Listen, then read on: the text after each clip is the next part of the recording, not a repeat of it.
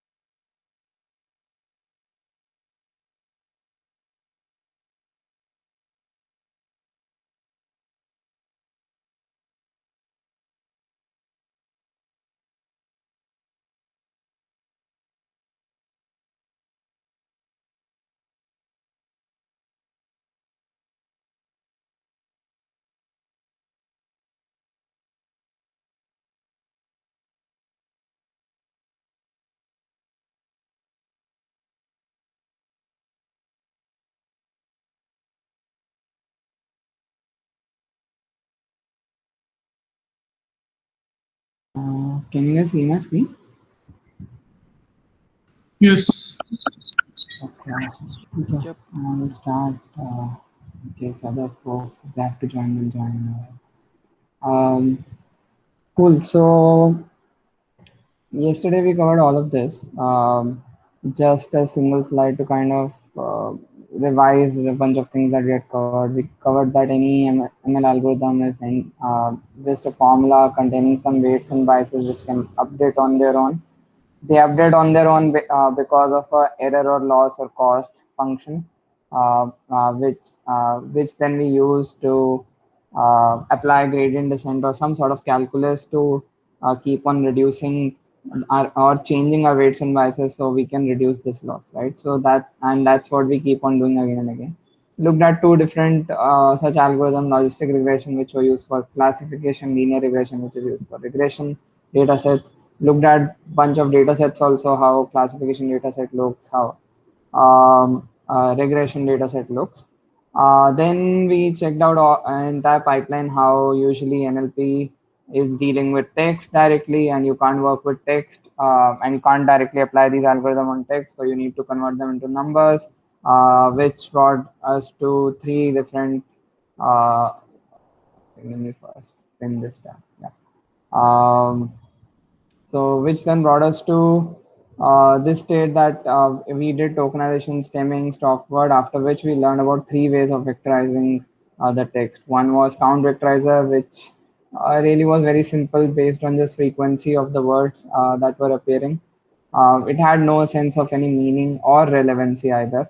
Um, then there was TF-IDF vectorizer, which had some aspect of relevancy added to it because the words that were commonly occurring in all of the documents would get very low weights or zero weight.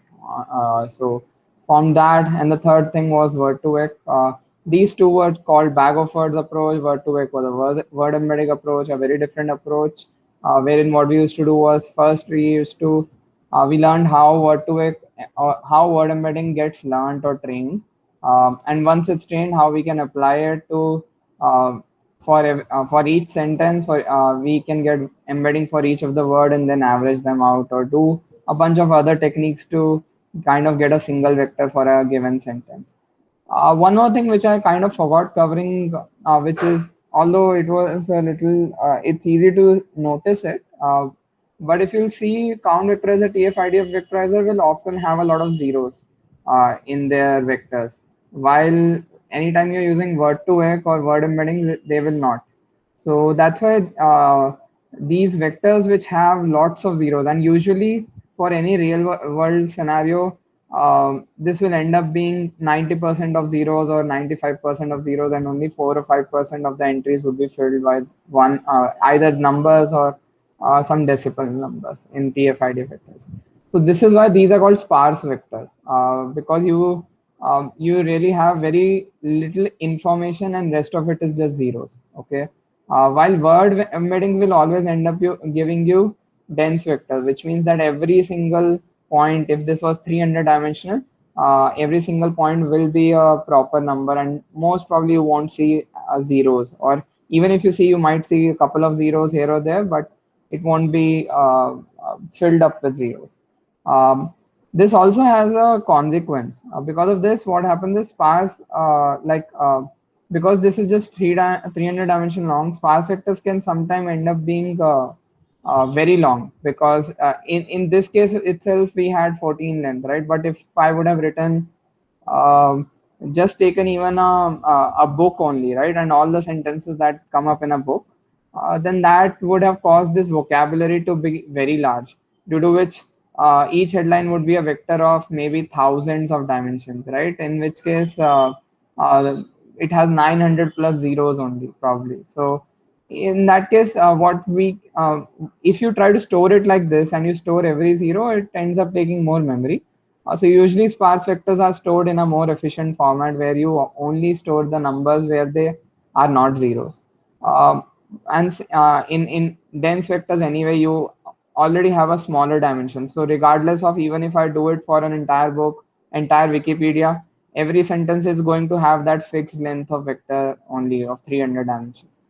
So yeah, basically these are all the things that we saw yesterday.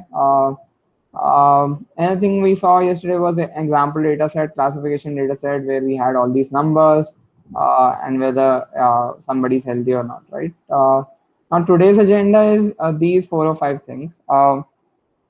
It's a slightly more advanced these are slightly more advanced pieces in machine learning, so I'll try my best to explain them as clearly as possible, but it's okay if you get a little bit confused. The idea is still to from this session to take back the intuition of why they exist, what they are like, and how they work, right? And then try to see how they are useful. That if you get that piece right, then it's okay even if you have to, take another read or see another video to reinforce whatever I've said in this session. We'll start with neural networks. So I'm guessing every one of you has heard of neural networks, and you've already also sometime somewhere seen this sort of a diagram, which looks like neural network, right? Now, what happens in here? What happens in a neural network is that you have these sort of layers, and you call each of these smaller circles as neurons. Okay, so your neural network is basically a network of neurons, and it's inspired by brain as to how things are arranged in our brain as well. Uh, but the idea is this. Now, what happens is, let's try to look at what happens in one of these neurons, right? So if we try to just go ahead and check this out, right? What's happening in a single neuron is nothing but plain old logistic regression, right? We had studied what logistic regression is. We were doing a sigmoid activation function of wx plus b, right? That's all that's happening in here also. So basically, you will have x f1, x f2. This is basically your maybe the features that existed in your data set: height, weight, age, steps per day. So I've just called them feature one, feature two, feature three, feature four, and these are your coming from your x. X is basically your data set, and then you get an output, right? So in every neuron of a neural network, nothing else is happening but a logistic regression is happening based on what inputs it gets and what outputs it produces. To just look at it at more clarity, for every input you will have a weight attached to it, and these are the weights which can vary. These are our parameters of the model, which while the model is learning to reduce the error or loss, it can keep on changing these weights using calculus, right? And inside this output equation is being calculated, and that output is being sent across to a future or forward path, right? So that's all that's happening. Here, logistic regression gets calculated, the output gets thrown up to all of these other neurons, and then again logistic regression is getting calculated in each and every of this neuron and getting thrown up forward and in future, right? Why does this help? So intuitively, if you think about it, um, abstraction always helps in working on more advanced tech. Like, think about it like this. Some maybe somebody initially just designed electronics and chips, right? Through which maybe a bunch of people used that all that information and designed microprocessors, right? And once you had microprocessor, maybe somebody designed a computer out of that, right? And then maybe using a computer, somebody designed machine language so a person can code, right? And then an operating system came along. So things become easy if you're working on top of abstraction, and the same thing applies in classification or regression also, right? If these features get taken up here, height, age, steps per day, maybe these logistic regression will give it a combination of these features, which is helpful to classify if a person is healthy or not. And you can keep on abstracting that layer further and further to get more to form more complex functions or more complex features. So in the end, what you're getting for this final neuron is just four input features, but those input features are representing something more complex and something more built on top of these initial features. And that's entirely what neural network is like, right? It's just a stack of linear or logistic regression. You could call it linear regression also instead of logistic regression, because instead of this sigmoid, you could have used some other activation function. Like yesterday we talked about sigmoid, but there are a bunch of other activation functions also which do the same work of squishing whatever output you get from whatever's inside of it. Okay. Now, where can we use neural network? We can use it basically anywhere we were using linear regression for regression problems or logistic regression for classification problems, right? So if we were using logistic regression until yesterday, we could at the same place instead put a neural network. And what we'll get out of it is probably more learning capability, because neural networks will be able to do classify or do regression with a more complex data set else also, uh, while coming at the cost of computational complexity. Of course, you see, right? Logistic regression was just a single neuron of these, and now we have stacked so many of them one after another, right? So computation wise, this obviously becomes harder. Okay, then one more thing is that when we were looking at data set until yesterday, right? Like this was the data set we picked. Every data point was considered independent from each other, right? So maybe this row belonged to one person, this row belonged to one person, this row belonged to one person. And you used to, when we were processing every single row and passing that to either logistic regression or linear regression, or even if we have to pass it to our neural network that we just saw, uh, we were passing this row independently of what other rows are there, right? At any point, only a single row was passed, and and at that point, it had no clue of what other rows exist, right? That's what is called an identically and independently distributed data set, where every row is considered independent. Sometimes that's not the case. So if I ask you a question, Gigi, where do you think this ball is moving? Like, consider this is a ball. What would you say? Is it going up, down, left, right? या नीचे तो नहीं जा रहा बाकी कुछ I can't say like Right. That's the thing, right? But can you say it now? हाँ it's moving towards right. Right. So sometimes we require this information that where what was the previous thing that was processed. So if you were just taking images, think of it as a video, right? To describe an action or a sequence, we need to know what happened just before it, right? So sometimes you have data which is sequential in nature, and it becomes quite important to pass the past information forward to the current stage for predicting correctly. And this is not just happening in predicting, where the ball is moving, which you could say is the action recognition and a video data related task. But this happens in all so many different areas, right? You could have a time series data where you're trying to predict stocks price for future, right? Wherein your previous data points are the most helpful feature that you have. Then you can in our ASR system, we again use the same thing.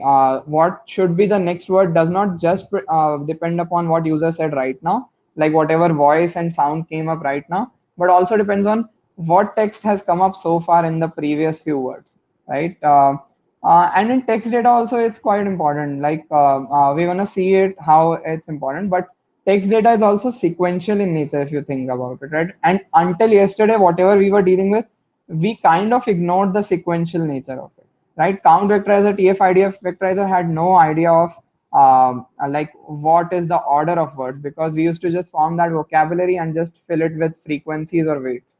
Word embeddings also, when we were finding a vector for the sentence, we used to average things out, which used to completely lose the order or sequence level information of the sentence. And that's where we want to get to now. Can we process text in a way where sequential nature of text becomes important to us and we can process that? Like think about this, right? This is a sentence, and let's say we are trying to predict sentiment, right? This is a review that somebody has written that a movie was completely lacking in good acting, good direction, and good cast. Now, if you try to do a word embedding approach, right, and you try to find out word embedding of each of these, there's only one word which is slightly negative, and there are 3 or 4 words which would be positive here. Okay. So what we'll end up getting is slightly more positive sentiment out of this. But what's important to know is that good is coming after lacking. So it's meant to be negative. So here's where your sequential part of text becomes important and the order of text becomes very important. So maybe what we'll do is we'll try to look at things one word at a time. And when we are looking at a given word, we'll try to also somehow keep track of what has come before, right? That's what we want to do.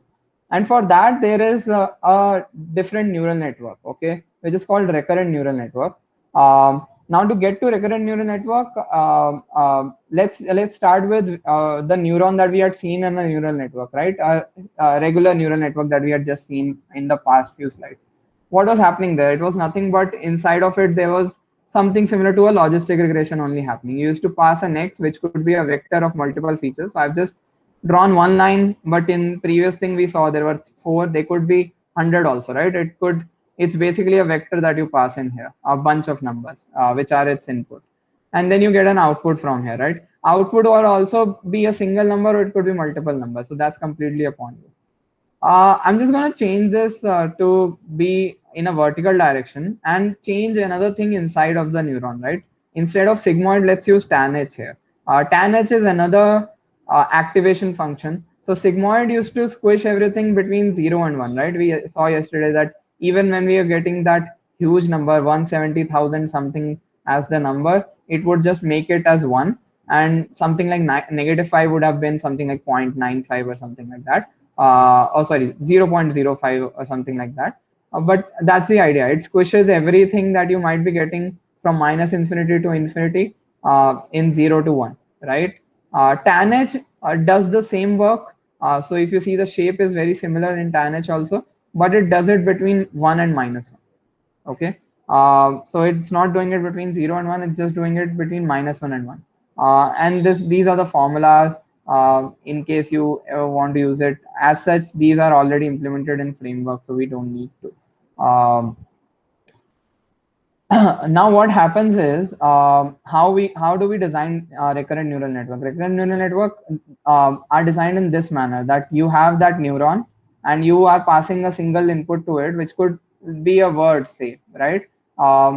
And then there is an output coming out of that neuron, which is this, right? Tan h of wx plus b. But we'll also pass that output to the next step, right? When we are processing word 2 will also take up the previous output and the word to input, and then do a again tan h, and then create its output.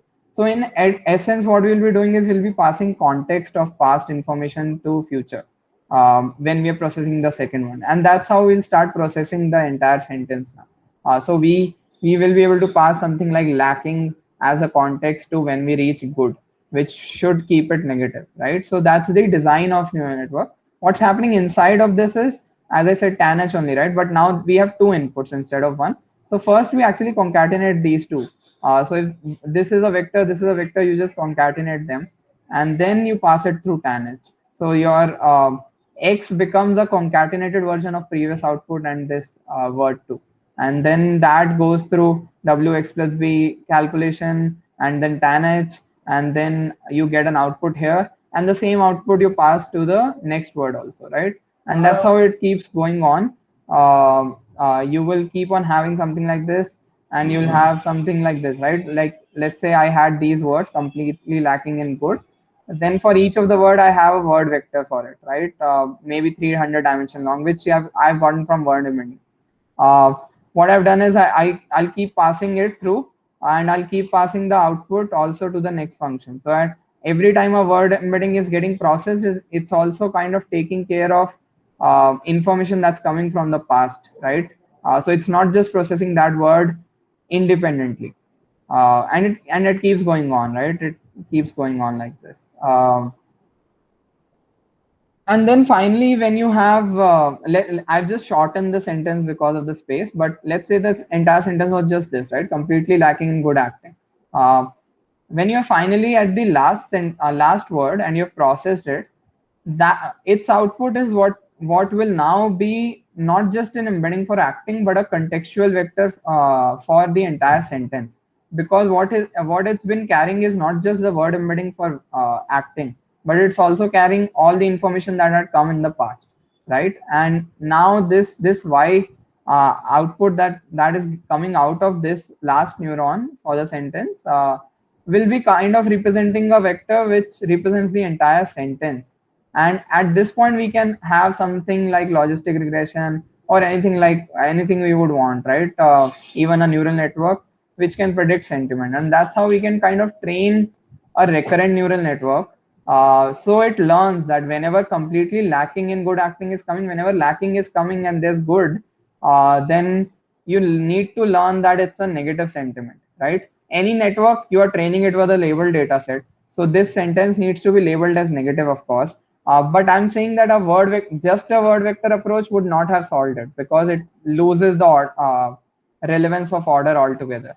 Here you kind of can solve it because you're passing information in that manner that your weights get processed when back propagation will happen here, right? Your weights will get processed on the backside, and it will learn that okay, this was supposed to be negative. If I'm not predicted negative, there is a high error, and then I need to change things, right? And I need to process each of these neurons separately in a different way, and change the weights that are going inside each of these neurons.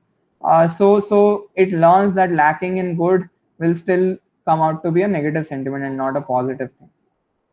And that's the thing, right? In a way, you've just designed a framework to build a neural network which has sequential design built into it.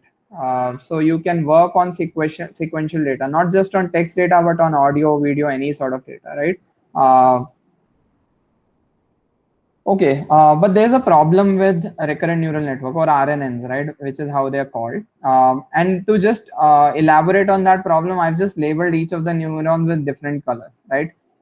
We talked about that, how this entire design was done so that, information keeps getting passed forward, and at the end, when we need all the information, we have information from each of the parts of the sentence, right? But what starts happening is, when you pass this information forward, maybe that information is taken up, but when it gets forwarded further, only a little bit of it stays. You get forwarded further, even a little bit, like a smaller amount stays. You forward it further, even a smaller amount stays. What this causes is something called a vanishing gradient problem. Okay, why it's called vanishing gradient is, everything that works via calculus, right? All the weights and biases are getting updated via gradient descent, which means gradient, which means derivatives, right? So I'm just linking all the terms, derivative, calculus, and gradients. So what starts happening is, when you see an error here, right, at Wi-Fi or after your neural network, there is a big error, right? That error will backpropagate to change these gradients or these weights, right?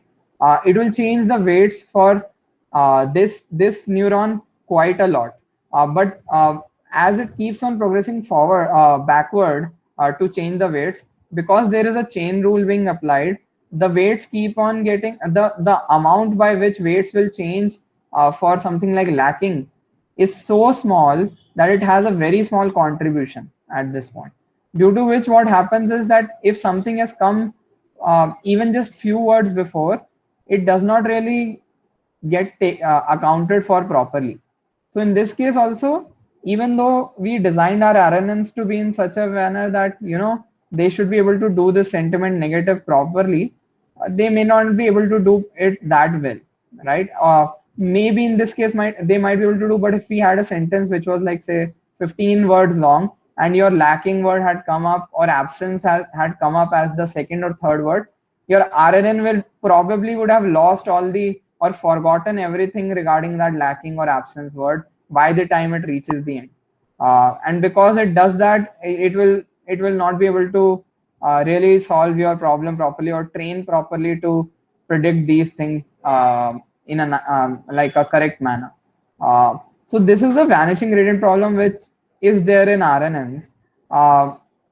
This gets solved in another network that had come out, which is called long short-term memory network, right? So what happens in long short-term memory network is, yeah, question? So yeah, I have one question for RNN before we move on to LSTM. Yes. So let's say we have 10 neurons in this thing, and the sentence like 15 words or 20 words. Then how does it work basically in that sense? That's a good question. So there are two things that you can do, right? So just to again repeat Gigi's question, here we have 5 neurons. What would have happened if we had a sentence of just 4 words, and what would have happened if the sentence was of 8 words, right? Let's just consider both the cases. So if it was just 4 words, which is lesser than the number of neurons you have, it's fine, right? You will get to the 4th word and you will consider its output, or you just pass that output to the next thing, but there's no input here, so that output only gets processed as the final output. Okay, that's what's happening when you have lesser words. In case you have more words, right? So then there are two things that you do. Usually what we do is we just cut it off at the limit of how many neurons we have decided. Okay, so even though we have 8 words in the sentence, we will cut it off at 5th word, and we will only consider the first 5 words. That's what usually happens if you'll check out any GitHub repos which are working with LSTM, RNNs, anything like that.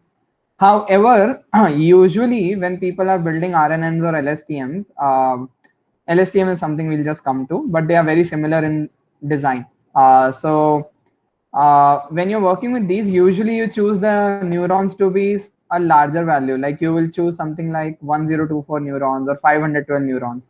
So, or even sometimes I've seen 4096 neurons. So you'll have those many neurons in succession, one after another, just to kind of make sure that almost entire data set where you could have sentences even as long as 100 words get covered in your neuron structure properly.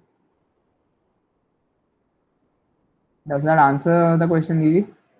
Yeah. Okay. Now, long short-term memory network is also very similar in structure. As you see, not many things change from the previous thing. Just to kind of make it seem different, I've just made it a rectangle instead of being a circle at this point, just to kind of differentiate it from RNNs. Another thing that you see is in RNNs you are having just one input from the left, right, or one output getting. Yeah. Another question. Whatever you mentioned previously, wouldn't better approach be moving window of that particular length rather than losing the rest of the sentence? That's a good approach. The problem that comes up with that is that it gets very slow. So for every sentence, anyway, LSTMs or RNNs are very slow compared to other ML algorithms. Okay. And now when you start doing the moving window problem, you could do that, and people have done that in the past, right? When obviously it's something that people have tried. But it just, if you want higher accuracy, sure, you can do that, but it comes at a cost of very high time complexity in a way. In terms of training, right? Yes, in terms of training, even in terms of prediction, right? At runtime also you'll be doing the same. Got it. Okay. Any other questions up till RNN?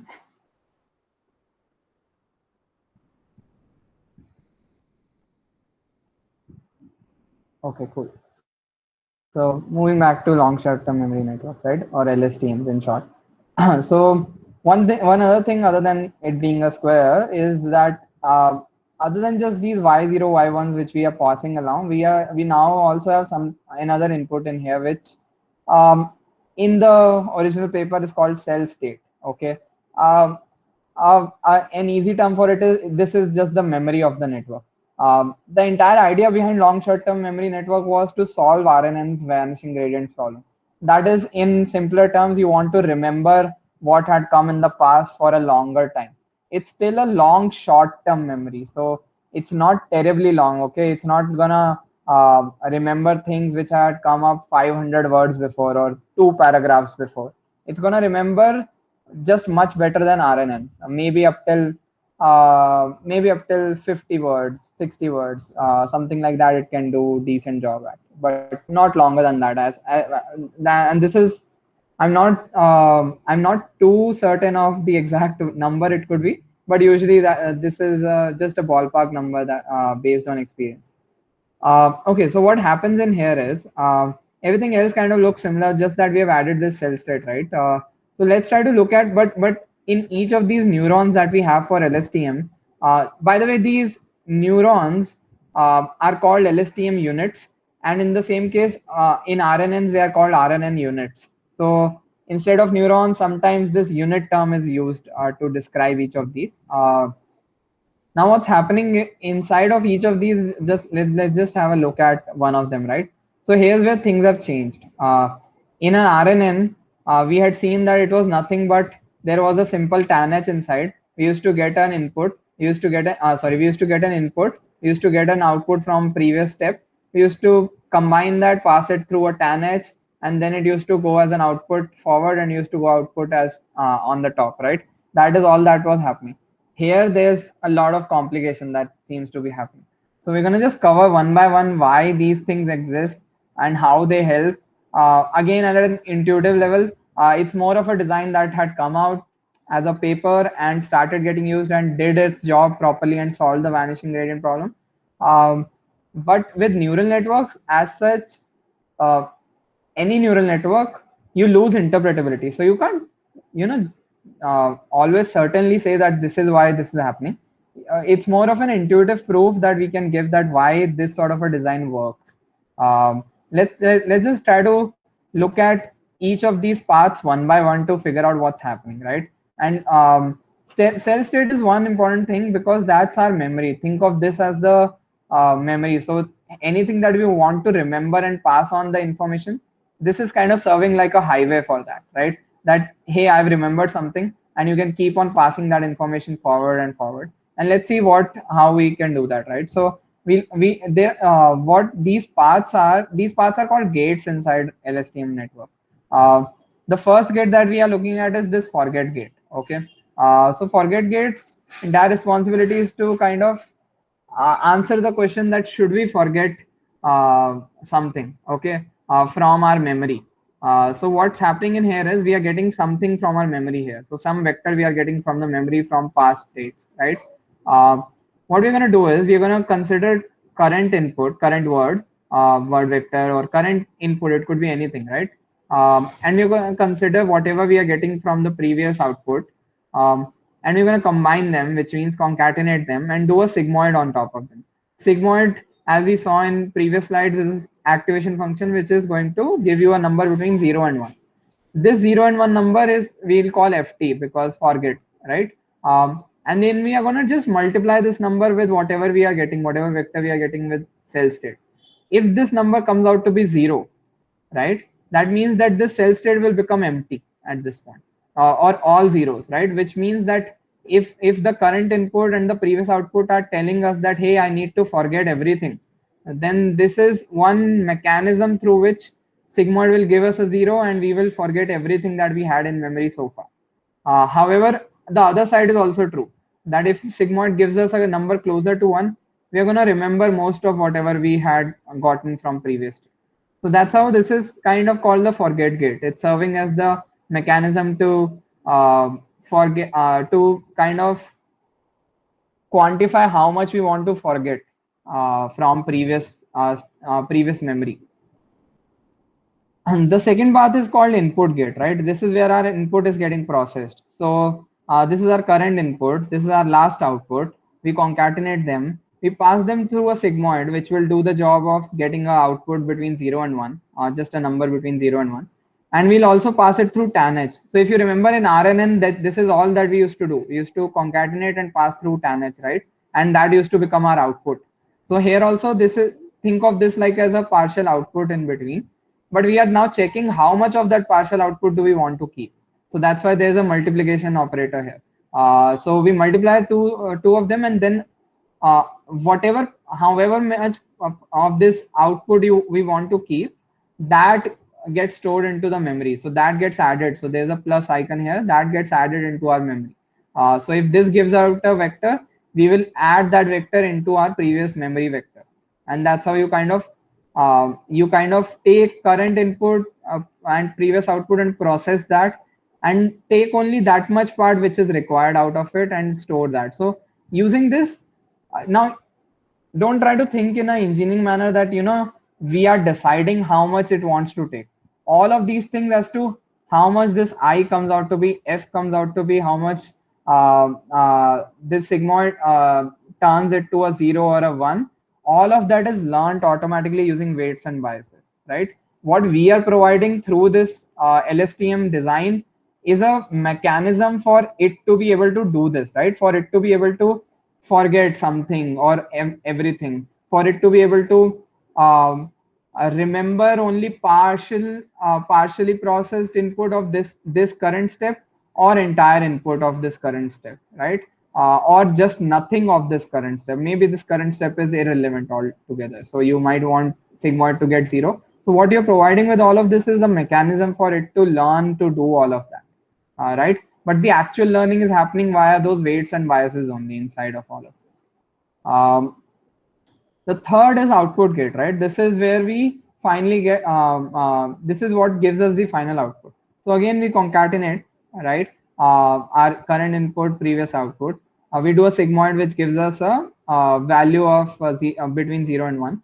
And this, and then whatever we had put up in our memory so far, right, where we were storing everything, we pass that through tanh again, and then we multiply that with whatever we have gotten from here, right? So this gives us an idea of like TANH is done the same just for the same reason as it's done in RNNs, just to squish the output, because we added the output here. Maybe the vector that we are getting here is not could, it should not explode, it should not become, it should not have numbers which are too large or too big or too small. So everything gets squished between -1 to 1 by this.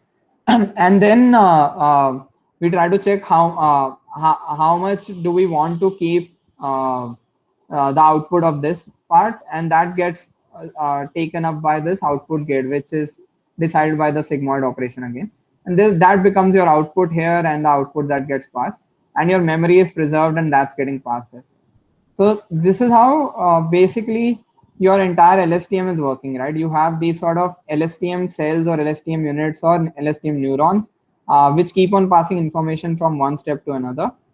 We were using something called Y star here till now, but if you look in the literature or on websites, you will often find it being mentioned as H.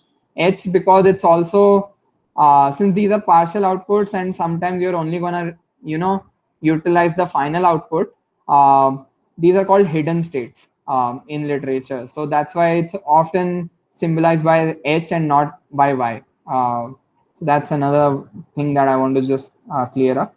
And if you want to now just compare, just to kind of have the perspective, this is what was our vanilla recurrent neural network, that you had a input, you were getting previous output, you used to just concatenate TANH, and that used to become the new output.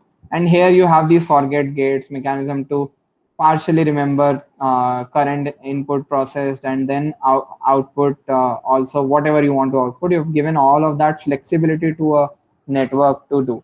And because of this, now if there are certain irrelevant things, right, in between irrelevant steps, it will start forgetting those and only remember the previous memory. So this will always come out to be 1. It will keep on passing the information forward, and this sigmoid will come out to be say 0. This sigmoid will come out to be say something like 0. So it will keep on passing the word that might have come up as in the second word also till all the way till 7th word, 10th word, 15th word. So what we have done using the LSTM is provided a mechanism to be able to do that when compared to vanilla RNN. There's also another network which had come out which tried to solve the same problem of vanishing gradients that exists in recurrent neural network. This is called gated recurrent unit. This is a homework. Given that I've explained this, LSTM is usually considered a more complex network compared to gated recurrent unit. So given that I've explained this, and if you've gotten this somewhat decently, then I've posted a link here. This article explains gated recurrent unit also. It's trying to do the same thing. The only difference is in LSTM we were keeping memory in this separate cell state, right? Which increased one other output, right? In vanilla RNN we were getting 2 output vectors. One was this output and one was getting passed to the next cell.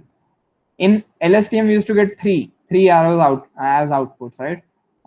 GRU used to do the similar work of forgetting, remembering, all of that stuff, but it used to be able to do that with just 2 arrows. So all the memory part as well as the processing part used to happen in a single hidden state itself. So it had built mechanisms to be able to do that with a single thing.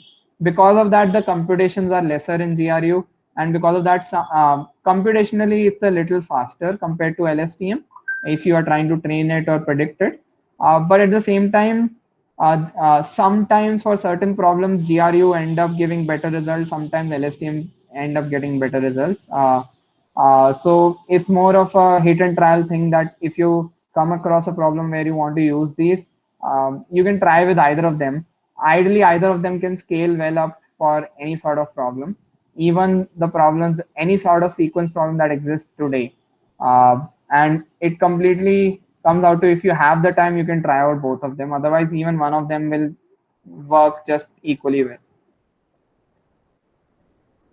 Okay, so far we were looking at one layer of LSTM, right? You were having these LSTM units or LSTM neurons, and you were passing your cell state and the previous output and the current input and that keeps on going from left to right, right?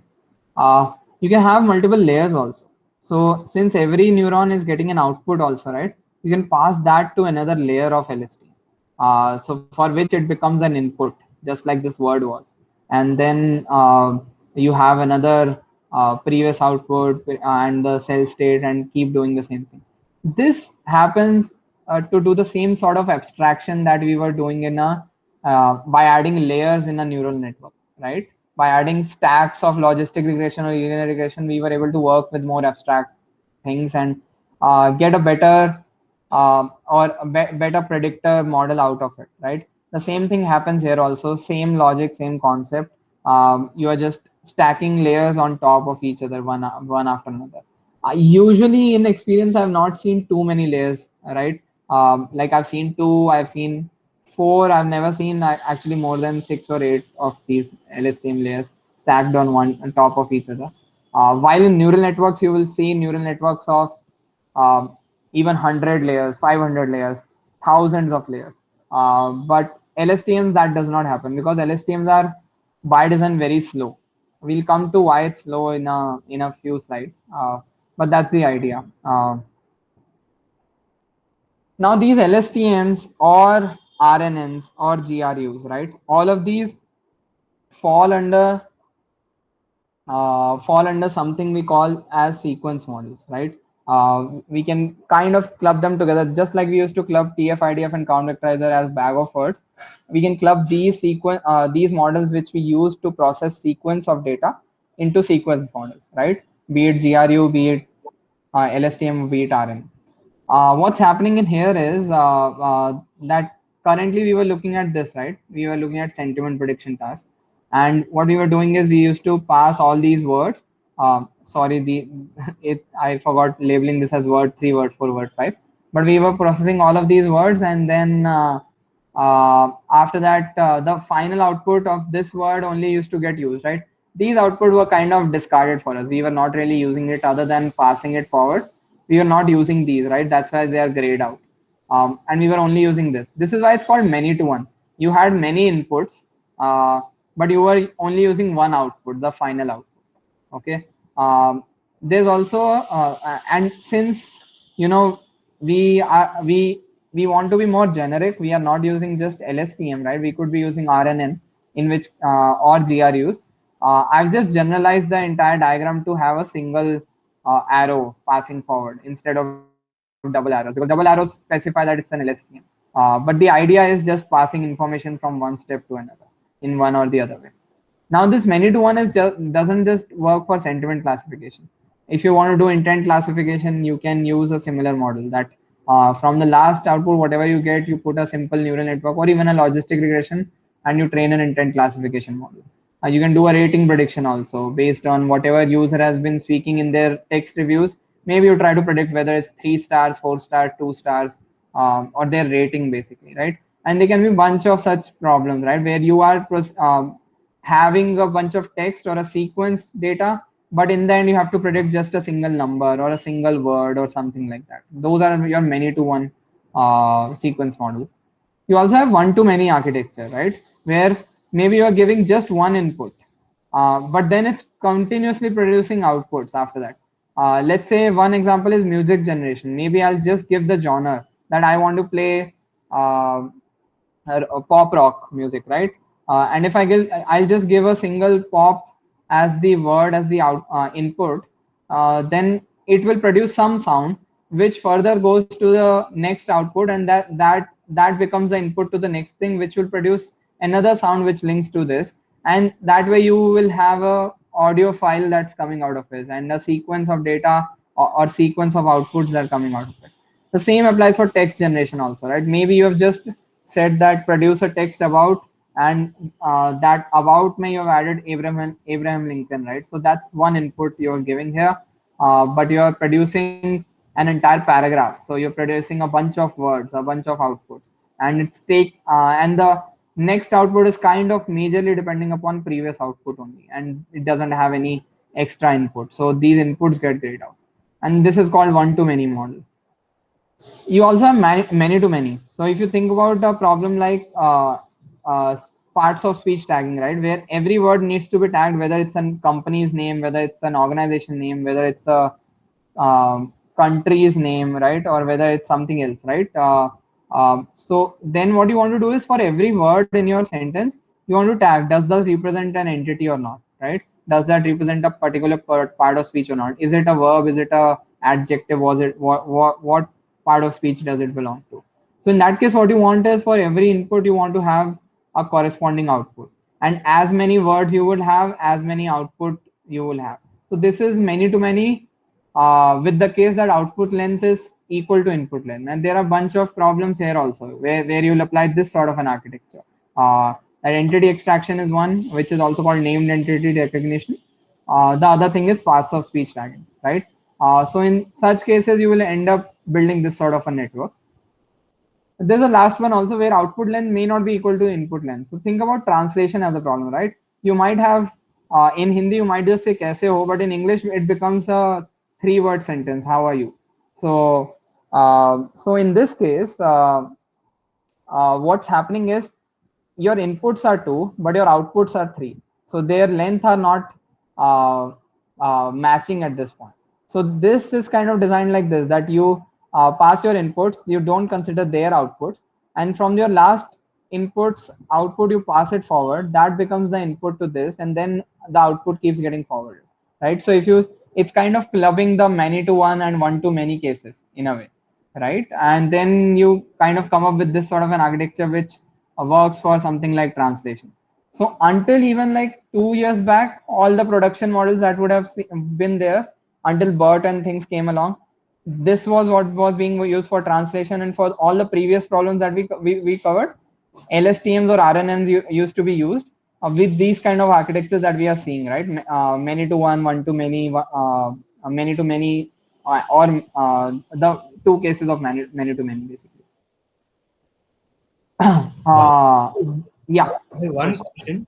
So let's not around this. So slightly going back. So you mentioned there was some gates like forget gate and remember gate sort of thing. So does a stop word removal still is a good practice to do, or is it still used when we use LSTM or this kind of networks, or just you put all the words and the networks will take care of that part?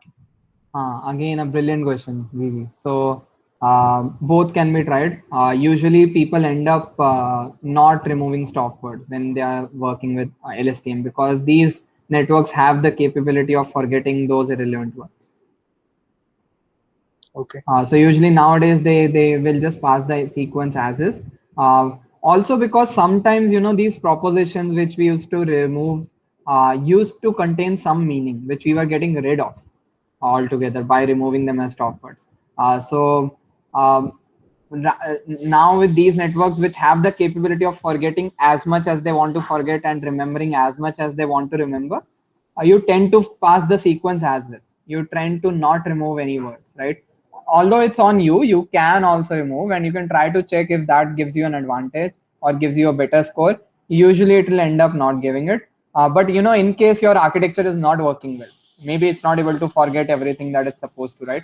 Maybe then it's a good engineering tweak to do. It's a good hack to do, that maybe let me remove the stop words which might be causing an issue, and it might cause a gain in your performance of the network.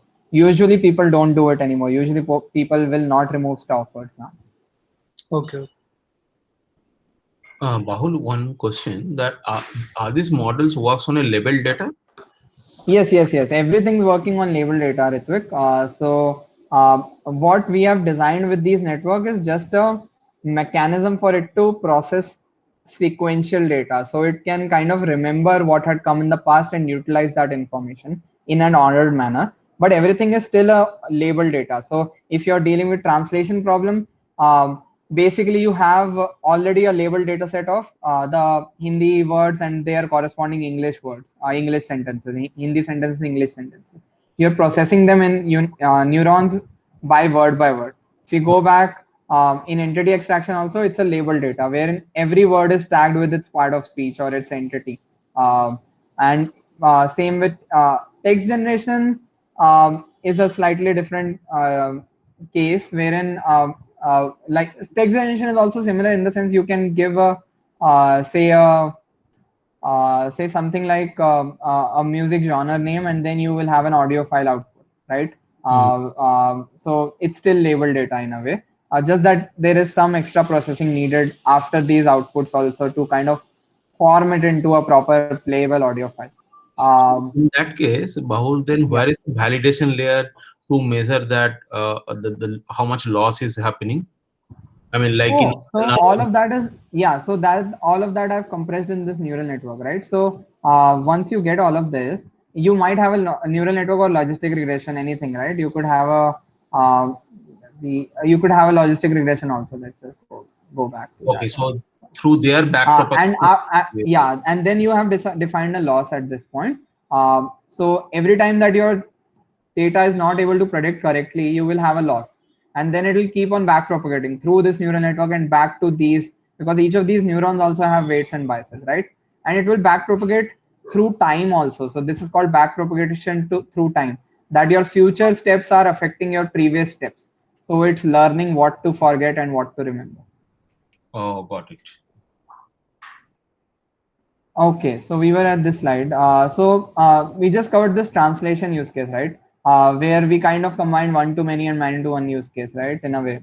So this is usually called encoder-decoder architecture. So another term that is thrown around quite a lot, encoder-decoder architecture.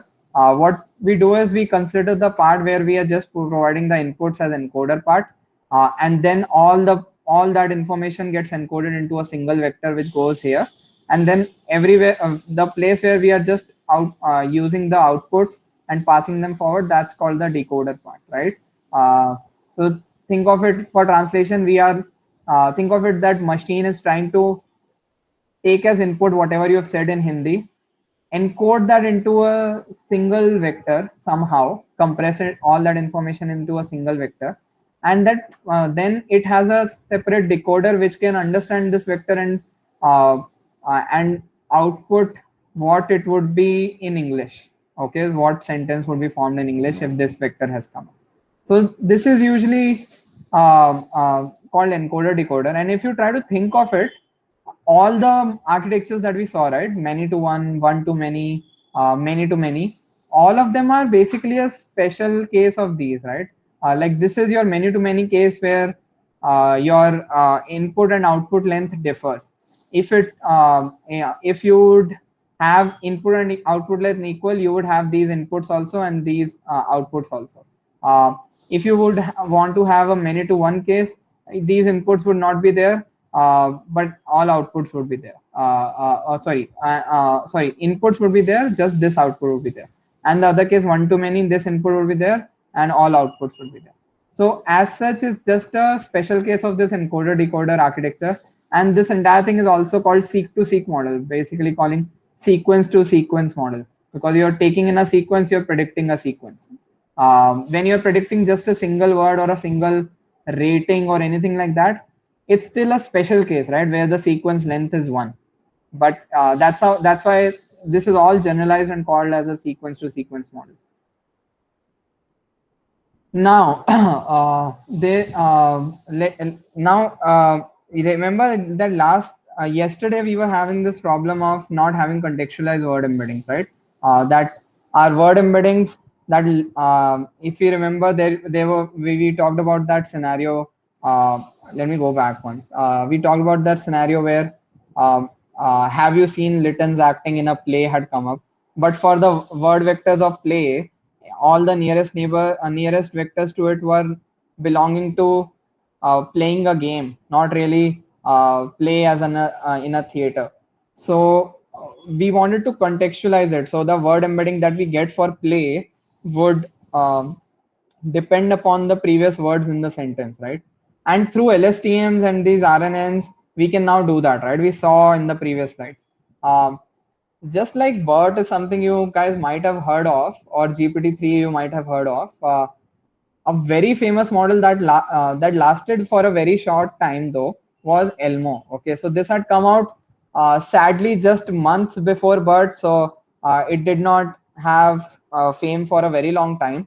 But its entire purpose was to give you contextualized word embeddings, right? So kind of act like BERT, but give you word embeddings in a contextualized manner, by using LSTMs only. Okay, so what it used to do was, we are just gonna cover, these are some of the last slides that I have for today. We're just gonna cover a bit about how was Elmo trained and how we used to utilize it. So that we used to use it for contextualized word embedding, right? What it used to give us was that once somebody like a university or a company like Google, Facebook basically trained Elmo on a large data set, they had put it out for everyone to use. And because of that, when now you were using it, you used to pass a sentence to it. And when you wanted to get the embedding for play in Litton's acting in a play, it would have seen a sentences where play had come up in different context.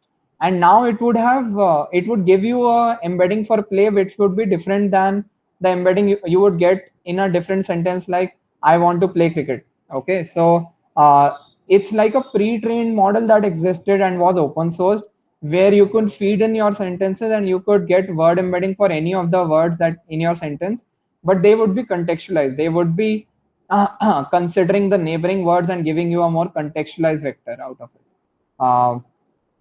Okay, so how did this use? Any questions on what Elmo is? I'm not sure if everyone got it or not.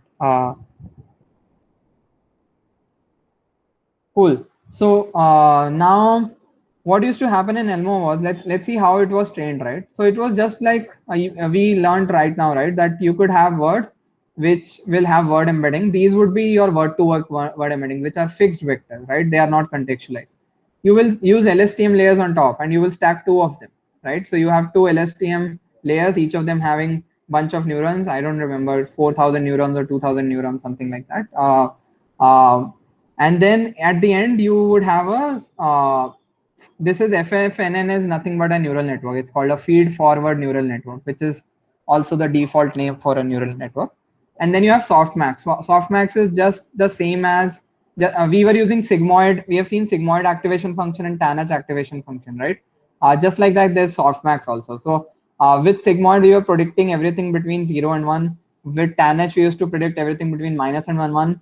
What softmax does is it predicts probabilities for each of your words. So it will predict a vector out of it, right? So if you had 1,000 words going from A to Z, it will predict 1,000 numbers representing any number between 0 and 1, such that all of them will sum up to 1. So that's why we call that it's representing probability. It's actually just squishing in the same manner, but it's representing probability in the sense that whatever is getting the highest output value, that gets the highest probability of occurrence, and that is the one that we use, right? So like here the case is, let's stick to improvisation is the it would have been the sentence. So now, since that is a sentence that might exist on Wikipedia, right? Or let's say Akshay says Mukesh should not smoke is a sentence that exists on Wikipedia.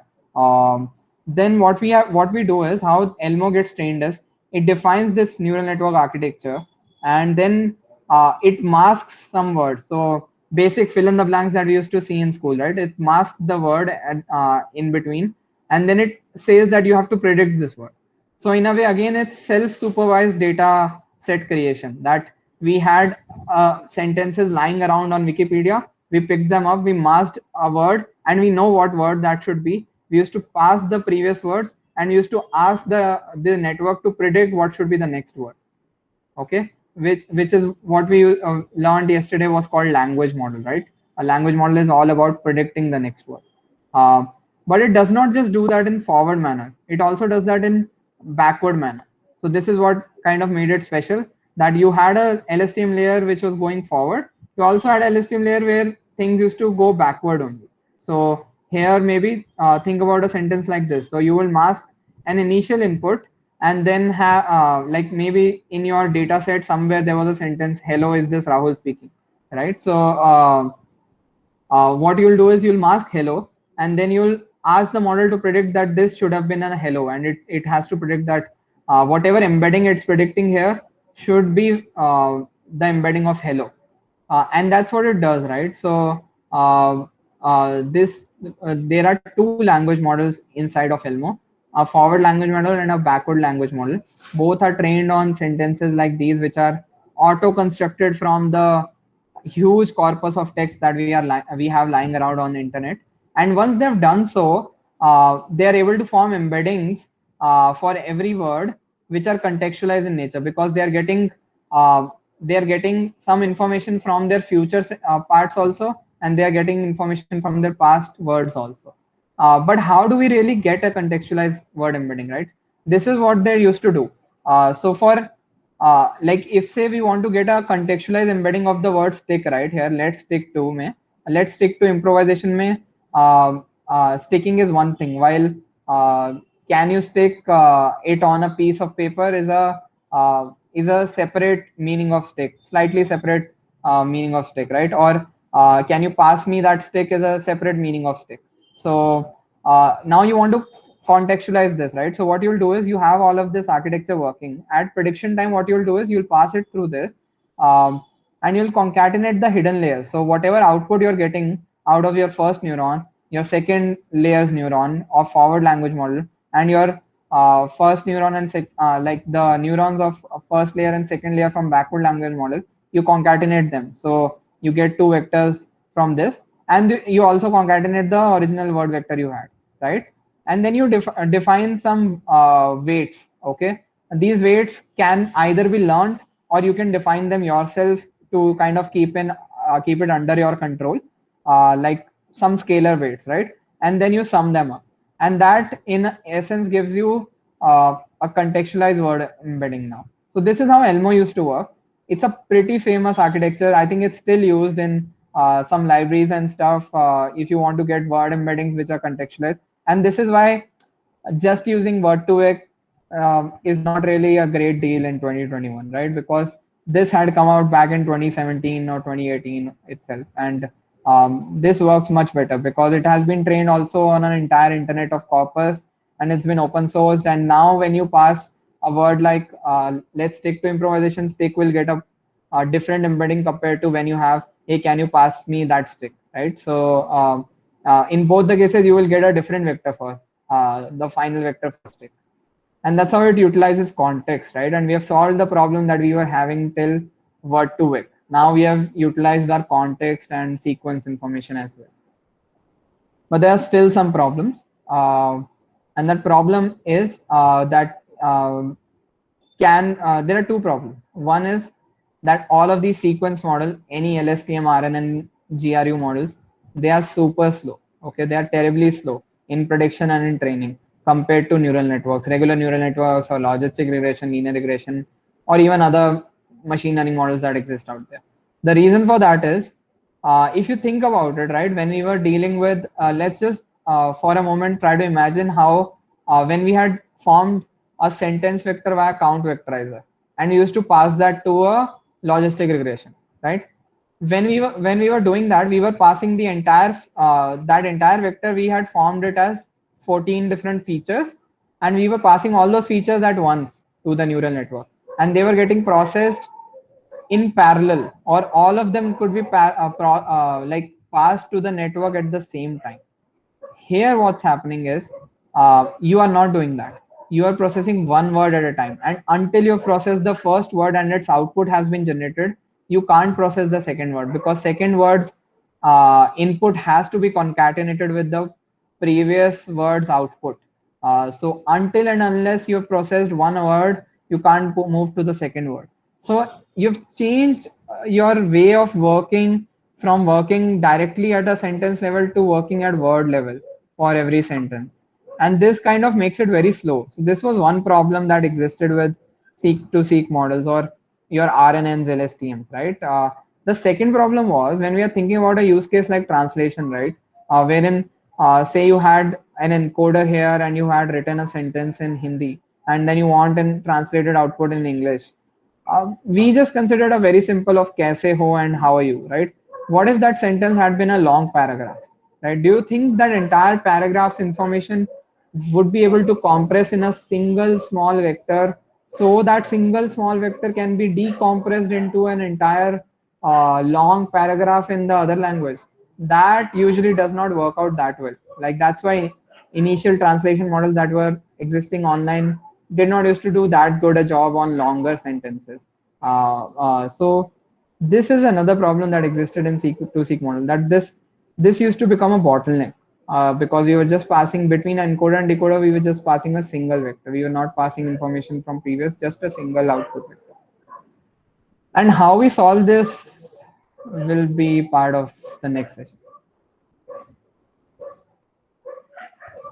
But yep, that is all I had for today. Any questions?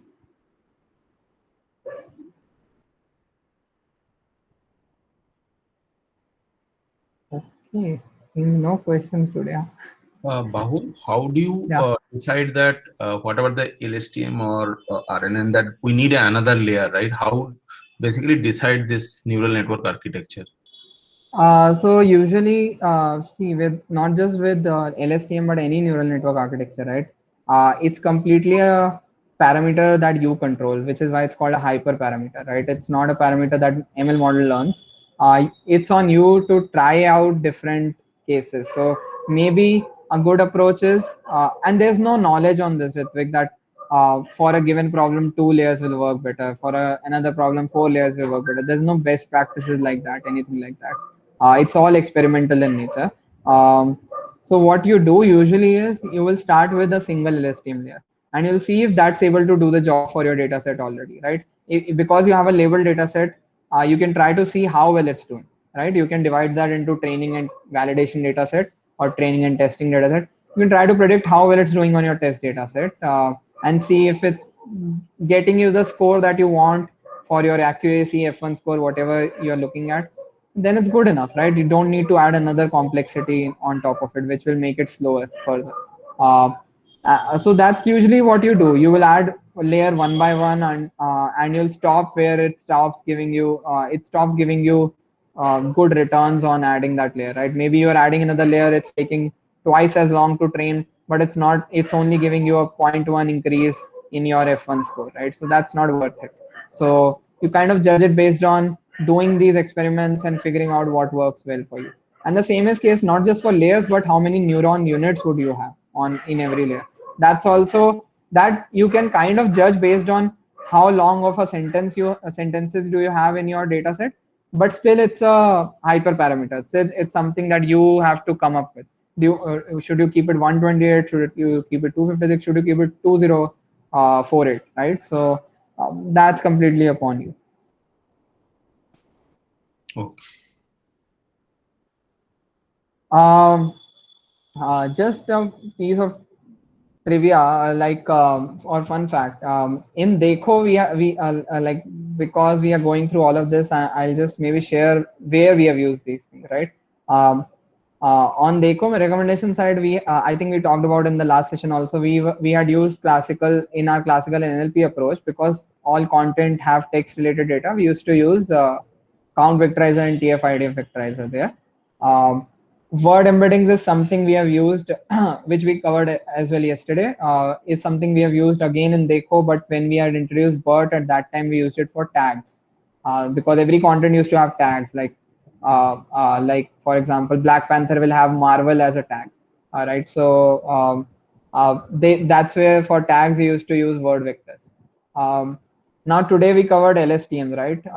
The entire conversation service that we have in our voice bot relies upon a sentence splitter. Sentence splitter is nothing but a LSTM architecture, and it's very similar to what we saw in Elmo. It's a bi-directional LSTM. So information flows on both ends, on both sides. From information goes forward and backward, and that's what it is. It's just a two-layer bi-directional LSTM.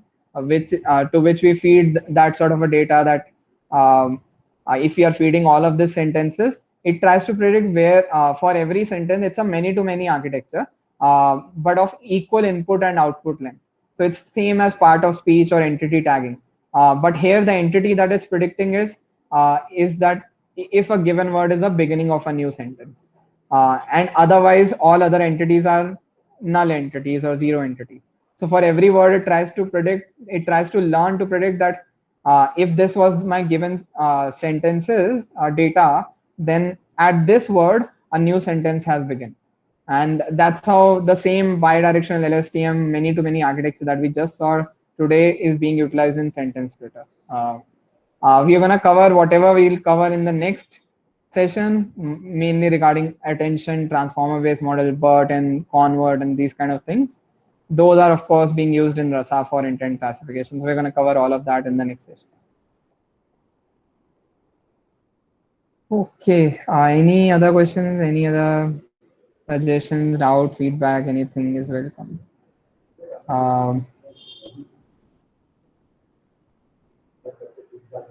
Cool, guys. In that case, we can drop off. This should give everyone a break before stand-up also. Thank you all. Yeah. Thank you, Bhav. Thank you. Bye-bye.